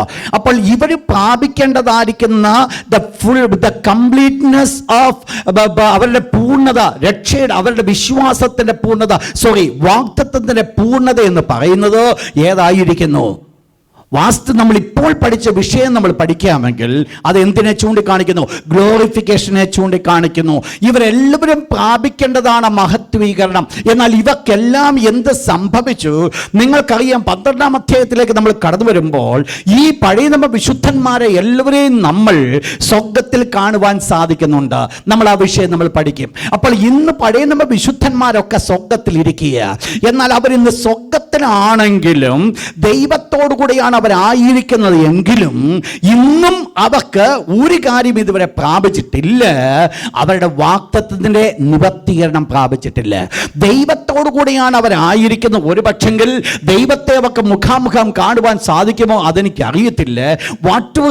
ദൈവം അവർ സ്വർഗ്ഗത്തിലായിരിക്കുന്നുവെന്ന് ദൈവത്തിന്റെ തിരുവചനം പഠിപ്പിക്കുന്നെങ്കിലും ഇവരുടെ ജീവിതത്തിൽ ഒരു കാര്യം ഇതുവരെ സംഭവിച്ചിട്ടില്ല. വാഗ്ദത്തത്തിന് നിവർത്തീകരണം ഇതുവരെ നടന്നിട്ടില്ല. എന്താ വാഗ്ദത്ത നിവർത്തീകരണം ഇവരുടെ ജീവിതം നടക്കാത്തത്? ഇവർ വിശ്വാസത്തിൽ മരിച്ചവരായതുകൊണ്ട്, ലോകം അവർക്ക് യോഗ്യമല്ല എന്നവർ എണ്ണിയതുകൊണ്ട് അവർ നേരെ എങ്ങോട്ട് പോയി? അവർക്ക് യോഗ്യമാർഗ ലോകത്തിലേക്ക് അവർ പോയി. ശ്രദ്ധിച്ചോണേ എൻ്റെ ഓരോ വേർഡുകൾ. ലോകം അവർക്ക് യോഗ്യമല്ല എന്നവർ മനസ്സിലാക്കി യോഗ്യമല്ലാത്ത ലോകത്തെ തള്ളിക്കളഞ്ഞപ്പോൾ അവർക്ക് യോഗ്യമായിരിക്കുന്ന ലോകത്തിലേക്ക് ദൈവം അവരെ കൊണ്ടുപോയി. ഇന്നവരായിരിക്കുന്നത് അവർക്ക് യോഗ്യമായിരിക്കുന്ന ലോകത്തിലാണ്. ആ ലോകത്തിൽ അവർ നിൽക്കുന്നുവെങ്കിലും ദൈവത്തിന്റെ തിരുവചനപ്രകാരം, ദൈവത്തിന്റെ ദാസനപ്രകാരം പറയുകയാണ്, അവർ എന്ത് പ്രാപിച്ചിട്ടില്ല? ഇതുവരെ വാഗ്ദത്തത്തിന്റെ നിവർത്തീകരണം പ്രാപിച്ചിട്ടില്ല. അപ്പോൾ വാഗ്ദത്തത്തിന്റെ നിവർത്തീകരണം എന്ന് പറയുന്നത് നമ്മൾ മനസ്സിലാക്കി. എന്താ ചൂണ്ടിക്കാണിച്ചത്? വാഗ്ദത്തത്തിന്റെ നിവർത്തീകരണം എന്ന് പറയുന്നത് രക്ഷയുടെ പൂർണ്ണത എന്ന് പറയുന്നത്. രക്ഷയുടെ പൂർണ്ണത എന്ന് പറയുന്നത് നമ്മൾ പറയുണ്ടായി രക്ഷയുടെ 3 കാലങ്ങളെ കുറിച്ച് നമ്മൾ പഠിച്ചു. 1, നാം രക്ഷിക്കപ്പെട്ടു. 2, നാം രക്ഷിക്കപ്പെട്ടുകൊണ്ടിരിക്കുന്നു. 3, നാം രക്ഷപ്പെടും. അപ്പോൾ ഈ രക്ഷയുടെ 3 കാലത്തിൽ ആദ്യത്തെ 2 കാലങ്ങളിലാണ് ഞാനും നിങ്ങളും ആയിരിക്കുന്നത്. 1 ഓൾറെഡി കഴിഞ്ഞു. എന്ത് കഴിഞ്ഞു? രക്ഷിക്കപ്പെട്ടു. അത് ഓൾറെഡി കഴിഞ്ഞ വിഷയമാണ്. അതാണ് ബോൺ അഗെയിൻ എക്സ്പീരിയൻസ് എന്ന് പറയുന്നത്. എൻ്റെ യേശു എൻ്റെ പാപത്തിന് വേണ്ടി മരിച്ചുവെന്ന് ഞാൻ ഹൃദയം കൊണ്ട് വിശ്വസിച്ച് വാഗൊണ്ട് ഏറ്റുപറഞ്ഞ് വിശ്വസിക്കുകയും സ്നാനമേൽക്കുകയും ചെയ്യുന്നവർ രക്ഷിക്കപ്പെടുമെന്നുള്ള ദൈവത്തിൻ്റെ വചനത്തിൻ്റെ നിവർത്തീകരണം ഞാൻ ഏറ്റെടുക്കുമ്പോൾ, വിശ്വസിക്കുകയും സ്നാനമേൽക്കുകയും ചെയ്യുന്നവർ രക്ഷിക്കപ്പെടുമെന്നുള്ള ദൈവത്തിൻ്റെ വചനത്തിൻ്റെ നിവർത്തീകരണമാണോ അവിടെ സംഭവിക്കുന്നത്? അതുകൊണ്ട് എന്ത് സംഭവിച്ചു? ദേ ഓൾറെഡി സേവ്ഡ്. അവർ രക്ഷിക്കപ്പെട്ടു. പക്ഷേ ഇന്ന് ആ കാലത്ത് ശേഷം ഇന്ന് വരെ നമ്മൾ മുൻപോട്ട് നടന്നുകൊണ്ടിരിക്കുന്നത് നമ്മൾ ബീയിങ് സേവ്ഡ്, നാം രക്ഷിക്കപ്പെട്ടുകൊണ്ടിരിക്കുക. ഇനി നമ്മുടെ ജീവിതത്തിൽ ഒരു കാര്യം നടക്കാനുണ്ട്. നമ്മൾ രക്ഷിക്കപ്പെടേണ്ടത് വളരെ ആവശ്യമാണ്. എവിടെയാണ് നമ്മൾ രക്ഷിക്കപ്പെടേണ്ടത്? ഇനിയും നമ്മൾ രക്ഷപ്പെടേണ്ടത് വാസ്തവത്തിൽ നമ്മൾ ചിന്തിക്കുമ്പോൾ നമ്മുടെ ശരീരത്തിനാണ് ഒരു മാറ്റം വരേണ്ടത്. രക്ഷിക്കപ്പെട്ടു എന്ന് പറഞ്ഞപ്പോൾ അത് ബന്ധപ്പെട്ട് നിൽക്കുന്നത് നമ്മുടെ സ്പിരിറ്റുമാർഗത ബന്ധത്തിൽ. നോട്ട് ചെയ്താട്ട്, രക്ഷിക്കപ്പെട്ടു എന്ന് പറഞ്ഞപ്പോൾ എന്ത് രക്ഷിക്കപ്പെട്ടു? സ്പിരിറ്റുമാർഗ നമ്മുടെ സ്പിരിറ്റ് രക്ഷപ്പെട്ടു എന്ന് പറഞ്ഞാൽ we God conscious with God. ദൈവത്തോടുള്ള ബോധം എനിക്കും നിങ്ങൾക്ക് ലഭിച്ചു. with the spirit. മനുഷ്യാത്മാവ് അതുവരെ അതിക്രമങ്ങളാലും പാപങ്ങളാലും മരിച്ചവരായിരുന്നു. എന്നാൽ ഇപ്പോൾ നിങ്ങൾക്ക് എന്ത് ലഭിച്ചു?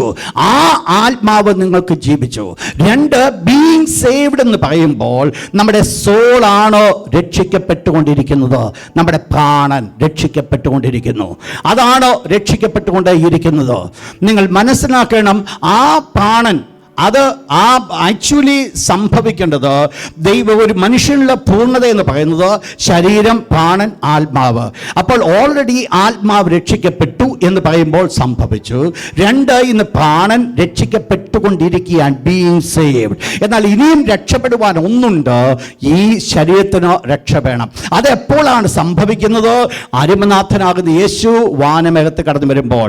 അപ്പോൾ നിങ്ങൾ മനസ്സിലായിക്കോണം, ഈ പ്രത്യേകമായിരിക്കുന്ന ഭാഗം പഠിപ്പിക്കുന്നത് അവർ നമ്മെ കൂടാതെ രക്ഷാപൂർത്തി പ്രാപിക്കാതിരിക്കേണ്ടതിനോ.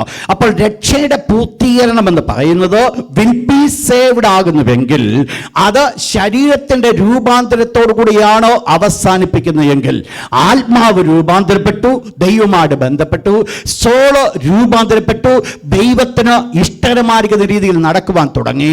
3, അവരുടെ ശരീരത്തിന് രൂപാന്തരം സംഭവിച്ചു. അപ്പോൾ ശരീരത്തിന്റെ രൂപാന്തരത്തോടു കൂടിയാണ് വിൽ ബി സേവ്ഡ് എന്നുള്ളത്, രക്ഷിക്കപ്പെട്ടു എന്നുള്ളതിന്റെ പൂർത്തീകരണം നടക്കുവാനായിട്ട് പോകുന്നത്. അപ്പോൾ അതുവരെ രക്ഷയുടെ പൂർത്തീകരണം നടക്കത്തില്ല. അപ്പോൾ എൻ്റെ ശരീരം രൂപാന്തരപ്പെടേണ്ടത് ആവശ്യമാണ്. ശരീരം രൂപാന്തരപ്പെടുന്നത് എപ്പോൾ എന്ന് ചിന്തിക്കുമ്പോൾ ദൈവത്തിന്റെ ദാസനിപ്രകാരം തെസ്സലോനിക്ക ലേഖനത്തിൽ പ്രകാരം പറയുന്നു, കർത്താവ് താൻ ഗംഭീരനാദത്തോടും പ്രധാന ദൂതന്റെ ശബ്ദത്തോടും ദൈവത്തിന്റെ കാഹളത്തോടും കൂടെ സ്വർഗ്ഗത്തിൽ നിന്ന് ഇറങ്ങി വരികയും ക്രിസ്തുവിൽ മരിച്ചവർ മുമ്പേ ഉയർത്തെഴുന്നേൽക്കുകയും പിന്നെ ജീവനോടെ ശേഷിക്കുന്ന നാം അവരോട് ഒരുമിച്ച് ആകാശമേഘങ്ങളിൽ എടുക്കപ്പെടും. അപ്പോൾ എന്താ സംഭവിക്കുന്നത്? ഈ ശരീരത്തിന് രൂപാന്തരം പ്രാപിക്കുന്ന സമയമാണ് കർത്താവായ യേശുവിൻ്റെ മധ്യാകാശ വരവെങ്കിൽ. അപ്പോൾ മധ്യാകാശ വരവെങ്കിലാണ് നമ്മുടെ രക്ഷയുടെ പൂർത്തീകരണം സംഭവിക്കുന്നത്. എനിക്കും നിങ്ങൾക്കുമുള്ള രക്ഷയുടെ ഫുൾഫിൽമെന്റ്. അവിടെ പിന്നീട് ഒരിക്കലും നമുക്ക് പാപമില്ല, പാപം ചെയ്യുവാൻ നമുക്ക് സാധ്യമല്ല, പാപത്തിൽ ജീവിക്കുവാൻ നമുക്ക് സാധ്യമല്ല. പാപം നമ്മുടെ ജീവിതത്തിൽ നിന്ന് എന്നേക്കുമായിട്ട് അകന്ന് മാറിപ്പോയി. വീണ്ടും നമ്മൾ ഈ ലോകത്തിൽ ജീവിച്ചു എങ്കിൽ തന്നെയും പാപവുമായിട്ട് നമുക്ക് യാതൊരു ബന്ധവും ഉണ്ടാകത്തില്ല. പാപം മുഴുവനായിട്ട് നമ്മളെ മൂടി നിന്നാലും നാം ഒരിക്കലും പാപം ചെയ്യത്തില്ല. അതാണ് ഗ്ലോറിഫൈഡ് ബോഡിയുടെ പ്രത്യേകത. പിന്നീട് ഒരിക്കലും പാപത്തിനോട് ഒരു താല്പര്യം ഉണ്ടാകത്തില്ല. എന്താ ഇവിടുത്തെ വിഷയം? രക്ഷയുടെ പൂർത്തീകരണം എന്ന് പറയുന്നത് വിൽ ബി സേവ്ഡ് ആകുന്നുവെങ്കിൽ ആ സേവ്ഡ് ആണോ വാഗ്ദത്ത നിവർത്തീകരണം എന്ന് പറയുന്നത്. എന്നാൽ ഇവിടെ ആ നിവർത്തീകരണം അവർ പ്രാപിച്ചില്ല. ദൈവത്തിന്റെ വചനപ്രകാരം പറയുന്നു, അവർ വിശ്വാസത്താൽ മരിച്ചു എങ്കിൽ തന്നെയും എന്ത് പ്രാപിച്ചിട്ടില്ല? വാഗ്ദത്തത്തിന്റെ നിവർത്തീകരണം പ്രാപിച്ചില്ല. ശ്രദ്ധിക്കണം, പഴയ നമ്മ വിശുദ്ധന്മാർ പലവിധമായിരിക്കുന്ന പ്രതികൂലങ്ങൾ കൂടെ കടന്നുപോയി ഒത്തിരി ബുദ്ധിമുട്ടുകളൊക്കെ സഹിച്ച് അവർ ജീവിച്ചുവെങ്കിലും ദൈവത്തിന്റെ തിരുവചനം പറയുന്നു ഇതുവരെ അവർ നിവർത്തീകരണം പ്രാപിച്ചിട്ടില്ലെന്ന്. എന്നിട്ട് താഴെ പറയുന്ന വേർഡാണ് വളരെ വാല്യുബിൾ വേർഡ്. എന്നിട്ട് താഴെ പറയുന്നു അവർ നമ്മെ കൂടാതെ രക്ഷാപൂർത്തി പ്രാപിക്കാതിരിക്കേണ്ടതിന് ദൈവം നമുക്ക് വേണ്ടി ഏറ്റവും നല്ലതൊന്ന് മുൻകരുതിയിരിക്കുന്നു. ഏറ്റവും നല്ലതൊന്ന് മുൻകരുതിയിരുന്നു.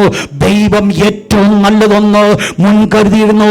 അബ്രഹാമിനേക്കാൾ, മോശയേക്കാൾ, യാക്കോബിനേക്കാൾ, ഇസ്ഹാക്കിനേക്കാൾ, യോസെഫിനേക്കാൾ, ഏലിയാവിനേക്കാൾ, പഴയ നിയമത്തിന്റെ പ്രവാചകന്മാരെ എല്ലാവരെക്കാൾ ഏറ്റവും നല്ലതൊന്ന്, ഏറ്റവും നല്ലതൊന്ന്, ദ ബെസ്റ്റ് ദൈവം വെച്ചിരിക്കുന്ന ദ ബെസ്റ്റ് ആക്കി വേണ്ടിയാ വെച്ചിരിക്കുന്നത്.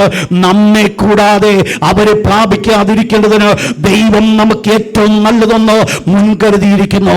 ഇന്നൊരു മുൻകരുതിയിരിക്കുന്നുവെന്നല്ല, മുൻകരുതിയിരുന്നു.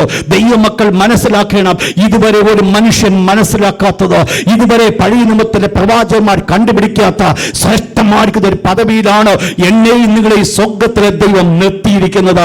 എന്നെയും നിങ്ങളെയും അബ്രഹാമിനേക്കാൾ ഉപരിയായിട്ട് സ്നേഹിക്കുന്നവനല്ല എന്റെ വിഷയമായിരിക്കുന്നത്. അവർ അനുഗ്രഹം കണ്ടിട്ടില്ലെന്നല്ല എന്റെ വിഷയമായിരിക്കുന്നത്. ഞാൻ പറഞ്ഞു വരുന്നത് അവർക്ക് വേണ്ടി വെച്ചതിനേക്കാൾ ഏറ്റവും നല്ലതൊന്ന് ദൈവം എനിക്ക് വേണ്ടി മുൻകരുതി. ഞാൻ നിങ്ങളും ഇന്ന് ദൈവമക്കൾ എന്നുള്ള പദവിയിൽ നിൽക്കുമ്പോൾ പഴയ നിയമത്തിന്റെ പ്രവാചകന്മാരോ പഴയ നിയമത്തിന്റെ ദൈവവിശ്വാസികളോ സിംഹക്കുഴിയിൽ ഇടപെട്ട് വന്നാലും തീക്കുഴിയിൽ ഇടപെട്ട് വന്നാലും അവരതിനു വേണ്ടി ദൈവത്തിന് വേണ്ടി മുട്ടുകൾ മടക്കി ദുഷ്ടപിശാചിനോട് എതിർത്തുനിന്നുകൊണ്ട് മരിക്കേണ്ടി വന്നെങ്കിൽ തന്നെയും ദൈവത്തിന്റെ തിരുവചനം പറയുന്നു എനിക്കും നിങ്ങൾക്കും സ്വർഗ്ഗത്തിലെ ദൈവത്തിന്റെ മനസ്സിൽ ഒരു സ്ഥാനമുണ്ടായിരുന്നു. എനിക്കും നിങ്ങൾക്കും വേണ്ടി ഏറ്റവും നല്ലതൊന്ന് മുൻകരുതി. എന്തുവാ ഏറ്റവും നല്ലതും മുൻകരുതിയത്? എനിക്കും നിങ്ങൾക്ക് മുൻകരുതി ഏറ്റവും നല്ലതാണ് പുതിയ നിയമം, ന്യൂ കവനന്റ് എന്ന് പറയുന്നത്. പഴയ നിയമ വിശുദ്ധന്മാർക്ക് അത് അറിയത്തില്ല. അപ്പോസ്തലനായ പൗലോസ് ഉൾപ്പെടെയുള്ള ജനത്തെ നോക്കിക്കൊണ്ട് പൗലോസ് അപ്പോസ്തലൻ പറയുക, പൗലോസ് അപ്പോസ്തലൻ മരിച്ചു വർഷങ്ങളായി, എന്നാൽ കാലങ്ങൾ മുൻപോട്ട് കടന്നു വന്നു. ഈ 2000 ആണ്ട് നിൽക്കുന്ന എനിക്കും നിങ്ങൾക്കും പൗലോസിനോടുകൂടെ ചേർന്ന് പറയുവാൻ സാധിക്കും, അവർ നമ്മെ കൂടാതെ രക്ഷാപൂർത്തി പ്രാപിക്കാതിരിക്കേണ്ടതിനോ ദൈവം നമുക്ക് വേണ്ടി ഏറ്റവും നല്ലതും മുൻകരുതി. പൗലോസിന് അറിയാം തനിക്ക് വേണ്ടി ദൈവം ഏറ്റവും നല്ലതും മുൻകരുതി. പൗലോസ് മരിച്ചു മാറ്റപ്പെട്ടുള്ള സത്യമാണ്. എന്നാൽ പൗലോസ് ഒന്ന് പറയുവാൻ സാധിക്കും, എനിക്ക് ദൈവം നല്ലതൊന്നും മുൻകരുതി. അന്ന് മരിച്ചുപോയ പൗലോസ് ഒരു പക്ഷേ പറയുവാൻ സാധിക്കാം, പഴയ നമ്മ വിശുദ്ധനെ പോലെ അല്ലേ പൗലോസ് മരിച്ചു കിടക്കുന്നത്?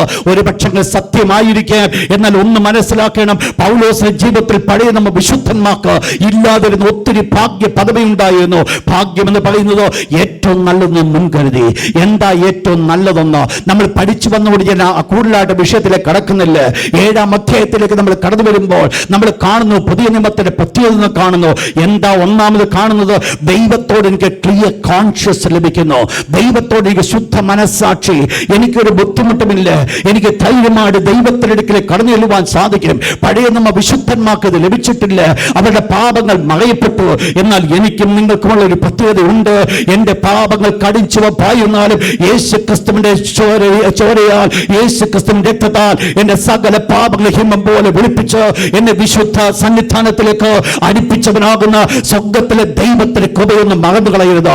പഴയ നമ്മ വിശുദ്ധന്മാര് പ്രാകാരത്തിൽ നിന്നുകൊണ്ട് കടന്നു പോകുമെങ്കിൽ, മഹാപുരോഹിതൻ ആണ്ടിലൊരിക്കൽ അതിവിശുദ്ധ സ്ഥലത്തേക്ക് മാത്രം കടന്നു പോകുമെങ്കിൽ, ഇന്ന് സ്വദൈവത്തിന്റെ വലിയ കൃപയാൽ, യേശു ക്രിസ്തുവിന്റെ പരമ കാരുണ്യത്താൽ, യേശു ക്രിസ്തുവിന്റെ പരമയാഗത്താൽ എനിക്കും നിങ്ങൾക്ക് ലഭിച്ചൊരു കാര്യമാണ് ആണ്ടിൽ ഒരിക്കലെന്നത് മാത്രമല്ല, ദിവസത്തിന് 24 മണിക്കൂറും, ആഴ്ചയിൽ 7 ദിവസവും, വർഷത്തിന് 365 ദിവസങ്ങളും ദൈവത്തിന്റെ അടുക്കിലേക്ക് കടന്നു ചെന്ന് എന്റെ ദൈവത്തിന്റെ പൊന്മുഖത്തേക്ക് നോക്കി അബ്ബാ പിതാവേ എന്ന് വിളിക്കുവാനുള്ള പുത്രത്തിന്റെ സ്വീകാരം തന്നുകൊണ്ട് എന്റെ പരമപിതാവിന്റെ പൊന്മുഖത്തെ നോക്കി എന്റെ അപ്പച്ച എന്ന് വിളിക്കുവാനുള്ള പദവി പഴയ നമ്മ വിശുദ്ധന് ലഭിച്ചിട്ടില്ല. എനിക്കും നിങ്ങൾക്കും അത് ലഭിച്ചത്. അവക്കത് മനസ്സിലായിട്ടില്ല. അവക്കത് മനസ്സിലാക്കുവാൻ സാധ്യമായില്ല. ഒത്തിരി കാര്യങ്ങൾ പഠിപ്പിക്കുവാനുണ്ട്. എന്നാൽ ഒരു കാര്യം മനസ്സിലാക്കണം, ദൈവത്തിന്റെ ദാസനെ പറയുകയാണ്, സ്വർഗ്ഗത്തിലെ ദൈവം ഏറ്റവും നല്ലതൊന്ന് നമുക്ക് മുൻകരുതിയിരുന്നു. ഇന്ന് രാത്രി ഓർക്കണമേ, അവക്ക് ലഭിക്കാതിരുന്ന ഒരു വലിയ പദവിയിലാണ് ദൈവം എനിക്കും നിങ്ങൾക്ക് വേണ്ടി കരുതിയത്. അവക്ക് കൊടുക്കാതിരുന്നതാണ് സ്വർഗ്ഗത്തിലെ ദൈവം എനിക്കും നിങ്ങൾക്ക് തന്നത്. എന്റെയും നിങ്ങളുടെ യോഗ്യത കൊണ്ടല്ല, അബ്രഹാമിന്റെ ഒരു അനുസരണം കൊണ്ട് ലോകത്തിലെ സകല ജാതികളും ദൈവത്തിന്റെ ആലയത്തിലേക്ക് കടക്കുവാൻ പോലും സാധ്യമല്ലെന്ന് ദൈവത്തിന്റെ ന്യായവിധി വന്നിട്ട് മനുഷ്യനെല്ലാം ദൈവത്തിൽ നന്യപ്പെട്ടു പോയപ്പോൾ ഇവിടെ ഇതാ സ്വർഗ്ഗസ്ഥനായ ദൈവം ആ ന്യായവിധി മാറ്റുവാൻ തക്കവണ്ണം മനുഷ്യനായി ലോകത്തിലേക്ക് അവതരിച്ച് എനിക്കും നിങ്ങൾക്ക് പങ്കിലുമായിരിക്കുന്ന ഒരു ശരീരം വഹിച്ച് എനിക്കും നിങ്ങൾക്ക് ഇവിടെ കാൽവരിയിൽ മരിച്ച് അവസാനമായി സംഭവിച്ചത് എന്നെ കൃപാസനത്തിലേക്ക് അടുപ്പിക്കുവാനായിട്ട് കാരണമായി തീർന്നു. ശ്രദ്ധിച്ചോണേ വേർഡ്. പഴയ നിയമത്തിൻ്റെ പ്രമാണത്തിൽ പ്രാകാരത്തിൽ പോലും നിൽക്കുവാൻ നമുക്ക് യോഗ്യതയില്ല. അതിന് വെളിയിലുള്ള സ്ഥാനമാ. എന്നാൽ എന്താ ഇവിടുത്തെ വിഷയമായിരിക്കുന്ന? വീണ്ടും ഒരിക്കൽ കൂടെ 40-ാമത്തെ വാക്യം, അവർ നമ്മെ കൂടാതെ രക്ഷാപൂർത്തി പ്രാപിക്കാതിരിക്കേണ്ടതിനോ. അപ്പോൾ രക്ഷയുടെ പൂർത്തീകരണം എന്ന് പറയുന്നത് അവിടെ പറയുന്നു, അവർ നമ്മെ കൂടാതെ രക്ഷാപൂർത്തി പ്രാപിക്കുന്നില്ല എന്ന് പറഞ്ഞാൽ നമ്മളും അവരും കൂടെ ആ രക്ഷയുടെ പൂർത്തീകരണം പ്രാപിക്കുന്നുവെന്ന്. എന്ന് പറഞ്ഞാൽ രക്ഷയുടെ പൂർത്തീകരണം എന്നുള്ളത് ഞാൻ പറഞ്ഞു ഏത് സമയത്താണ് നടക്കുന്നത്? കർത്താവായ യേശുവിന്റെ വരവെങ്കിൽ. അങ്ങനെയെങ്കിൽ യേശു ക്രിസ്തുവിന്റെ വരവെങ്കിലാണ് എനിക്കുള്ള രക്ഷയുടെ പൂർത്തീകരണവും പഴയ നമ്മ വിശുദ്ധന്മാരുടെ രക്ഷയുടെ പൂർത്തീകരണവും. രക്ഷയുടെ പൂർത്തീകരണം അവരിപ്പോൾ പ്രാപിക്കേണ്ടത് അവരുടെ ശരീരമൊക്കെ ഈ ഭൂമിയിൽ ദ്രവിച്ചു കഴിഞ്ഞു. അവരെല്ലാവരും മരിച്ചുപോയി. ഇന്ന് സ്വർഗത്തിലായിരിക്കുന്നത് അവരുടെ സ്പിരിറ്റ് മനുഷ്യനാണ്, സ്പിരിറ്റ് മാനാണ് സ്വർഗത്തിലായിരിക്കുന്നത്. എന്നാൽ എന്തു വേണം അവരുടെ രക്ഷയുടെ പൂർണ്ണത നടക്കേണ്ടി വരുമ്പോൾ അവരുടെ ശരീരത്തിലേക്ക് അവർ കടന്നു വന്ന് ആ ശരീരത്തിൽ രൂപാന്തരം നടക്കണമെങ്കിൽ അത് നടക്കേണ്ട സമയമായിരിക്കും. ഏത് സമയം? കർത്താവിൻ്റെ വരവെങ്കിൽ. ഇതുകൊണ്ടാണ് ദൈവത്തിൻ്റെ ദാസന് പറഞ്ഞത്. അത് ഒത്തിരി പഠിപ്പിച്ചിട്ടുള്ളതുകൊണ്ട് ഞാൻ പെട്ടെന്ന് ഓടുകയാണ്. അപ്പം നമ്മൾ പഠിക്കുകയുണ്ടായി, കർത്താവ് താൻ ഗംഭീരനാഥത്തോടും പ്രധാന ദൂതന്റെ ശബ്ദത്തോടും ദൈവത്തിന്റെ കാഹളത്തോടും കൂടെ സ്വർഗ്ഗത്തിൽ നിന്ന് ഇറങ്ങി വരുന്നു. എന്നിട്ട് ആദ്യം എന്ത് സംഭവിക്കുന്നു? ക്രിസ്തുവിൽ മരിച്ചവർ മുമ്പേ ഉയർത്തെഴുന്നേൽക്കും എന്ന് പറഞ്ഞാൽ യേശു വാനമേഘത്ത് കടന്നു വരുവാൻ പോകുമ്പോൾ ഇന്ന് യേശുവിനോടുകൂടി ആയിരിക്കുന്ന മരിച്ചുപോയ സകല വിശുദ്ധന്മാരും, ഇന്ന് വരെ മരിച്ചു പോയിട്ടുള്ള സകല വിശുദ്ധന്മാരും ഇന്ന് സ്വർഗ്ഗത്തിൽ കർത്താവായ യേശുവിനോടുകൂടി ആയിരിക്കുന്നുവെങ്കിൽ യേശു ക്രിസ്തു മടങ്ങി വരുവാൻ പോകുന്നത് അവരുടെ സ്പിരിറ്റ് മാനും കൂടാണ് കടന്നു വരുന്നത്. അവർക്ക് എന്ത് സംഭവിക്കും? അവരുടെ പഴയ മരിച്ച ശരീരത്തിന്മേൽ ഇന്ന് ദ്രവിച്ച് മണ്ണോട് മണ്ണ് മാറ്റപ്പെട്ടുവെങ്കിലും ദൈവത്തിന്റെ തിരുവചനം പഠിപ്പിക്കുന്നു, അബ്രഹാം തന്റെ പഴയ ശരീരത്തിലേക്ക് മടങ്ങി വരും, നോഹ തന്റെ പഴയ ശരീരത്തിലേക്ക് മടങ്ങി വരും, അതോടൊപ്പം തന്നെ ഓരോ വിശുദ്ധന്മാർ തങ്ങളുടെ പഴയ ശരീരത്തിലേക്ക് മടങ്ങി വരും. എന്നാൽ ഈ പ്രാരം മടങ്ങി വരുമ്പോൾ അവ ജീവിക്കുവാനായിട്ടിടയായി തീരും. അവ ജീവിക്കുക മാത്രമല്ല ചെയ്യുന്നത്, പിന്നീട് എന്ത് സംഭവിക്കും? ജീവനോടെ ശേഷിയും നാമും അവരും ഒരുമിച്ച് എങ്ങനാകും? രൂപാന്തരപ്പെടുവാനിടയായി തീരും. അപ്പോൾ ഇവിടെ രക്ഷയുടെ പൂർത്തീകരണം അവിടെയാ സംഭവിക്കുന്നത്. മരിച്ചുപോയ വിശുദ്ധന്മാർ ആദ്യം എഴുന്നേൽക്കും. എഴുന്നേറ്റിട്ട് അവരും ഇതെല്ലാം കണ്ണുമിക്കുന്നിടയിൽ സംഭവിക്കും. ഒറ്റ മിനിറ്റ് മതി, ഒറ്റ സെക്കൻഡ് മതി ഇതെല്ലാം സംഭവിക്കുവാൻ. കർത്താവിന്റെ ഗംഭീരനാഥത്തിങ്കൽ മരിച്ചവർ ഉയർക്കുന്നു, പ്രധാന ദൂതന്റെ ശബ്ദം കടന്നു വരുന്നു. എന്നിട്ട് മരിച്ചവർ ഉയർത്തെഴുന്നേറ്റ് നിൽക്കുമ്പോൾ ജീവനോടെ ശേഷിക്കും നാമം സ്വർഗ്ഗത്തിലേക്ക് പോകുവാൻ വേണ്ടി കാത്തു നിൽക്കുക. എന്ത് സംഭവിക്കുന്നു? ദൈവത്തിന്റെ തിരുവചനം 1 കൊരിന്ത്യർ ലേഖനം 15:50 മുതൽ 53 വരെയുള്ള വാക്യങ്ങളിൽ ഇപ്രകാരം പറയുന്നുണ്ട്, നാം എന്ത് സംഭവിക്കാൻ പോകുന്നു നാം അറിയാതിരിക്കരുത്. അന്ത്യകാഹളനാദത്തിങ്കൽ കണ്ണിമയ്ക്കുന്നതിനിടയിൽ നാം എല്ലാവരും രൂപാന്തരപ്പെടും. എന്ത് സംഭവിക്കും? പഴയ നമ്മ വിശുദ്ധനോ രൂപാന്തരപ്പെടും. പുതിയ നമ്മ വിശുദ്ധൻ ഇന്ന് ജഡത്തിൽ ശരീരത്തോടെ ജീവിച്ചുകൊണ്ടിരിക്കുക. എനിക്കും നിങ്ങൾക്കും ഒരു രൂപാന്തരം സംഭവിക്കും. എന്റെ ശരീരത്തിൽ മാറ്റം സംഭവിക്കും. നോഹയുടെ ശരീരത്തിൽ മാറ്റം സംഭവിക്കും. നോഹ എഴുന്നേൽക്കുവാൻ പോകുന്നത് പഴയ ശരീരത്തോടു കൂടിയാ.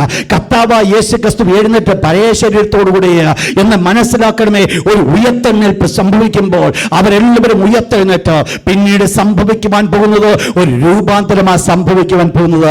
ഈ രൂപാന്തരം സംഭവിക്കുന്ന സമയമാണ് രക്ഷയുടെ പൂർത്തീകരണം എന്ന് പറയുന്നത്. അവിടെയാണ് രക്ഷ പൂർത്തീകരിക്കപ്പെടുവാൻ പോകുന്നത്.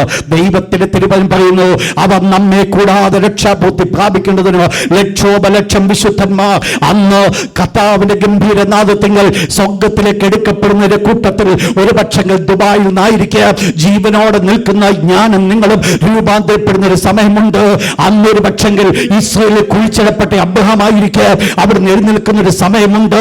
അന്ന് ആ വിശുദ്ധന്മാർ, മരിച്ചുപോയ വിശുദ്ധന്മാർ പ്രതികൂലങ്ങൾ അനുഭവിച്ച് കഷ്ടങ്ങൾ അനുഭവിച്ച് മൃഗങ്ങൾ ഒരു പക്ഷെ തിന്ന് സമുദ്രത്തിൽ വലിച്ചെറിയപ്പെട്ട വിശുദ്ധന്മാരുടെ ശരീരങ്ങൾ വീണ്ടും ഉയർത്തെഴുന്നേറ്റ് ഒരുമിച്ച് രൂപാന്തരപ്പെടുന്ന ഒരു സമയമുണ്ട്. അവർ നമ്മെ കൂടാതെ രക്ഷാപൂർത്തി പ്രാപിക്കാതിരിക്കേണ്ടതിന് ദൈവം ഒന്നാഗ്രഹിച്ചു.